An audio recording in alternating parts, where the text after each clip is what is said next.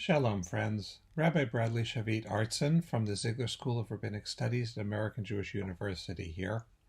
Happy to share some Thanksgiving thoughts and to try to put it in its original, which is to say religious, context. When Abraham Lincoln, President of the United States during the Civil War, declared a day of national Thanksgiving, he anticipated that people would be able to turn to the universe as a whole, to the God who created us, and to pause and to reflect and to thank. And the need for that thanksgiving is no less crucial now. We are all going through such a challenging time, not only in terms of the kind of vicious partisan politics that are spinning around, but COVID and the pandemic that's forcing us to stay in our homes. So let's lift ourselves up.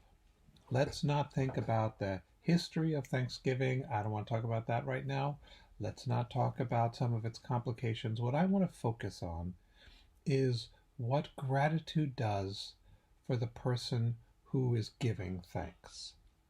That it really is a way of lifting ourselves up to be able to focus on our gratitude. And when I think about gratitude, I go straight to the Bible and I go to the 100th Psalm.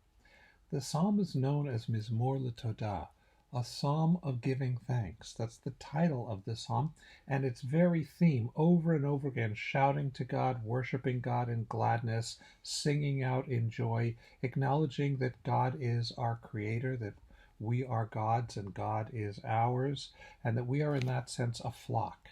We are God's flock.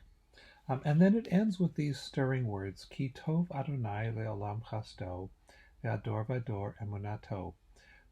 For the Lord is good, God's steadfast love is eternal, and God's faithfulness is for all generations. And I want to hold out those two different thoughts, that God's chesed, God's love, is beyond time, that this universe was built out of chesed, out of love. And so at its very foundation, we are truest to creation and to God's original intention when we muster the love that's within. And not only is it eternal, it's Ledor Vador. It's from generation to generation. That is to say, it doesn't just glide across time without touching it. We're marinating in the love. Each and every generation takes that love, alters it in its own image, and then passes along an enhanced love to the next generation. So this year, whether you're sitting at a table alone or you're joining with your pod to be able to celebrate as well, let's take a moment to lift ourselves above the muck. Let's think about those areas in our life that reflect the love that we have been so generously given by those who've come before us and by our Creator. And let's remember to give thanks. Shalom.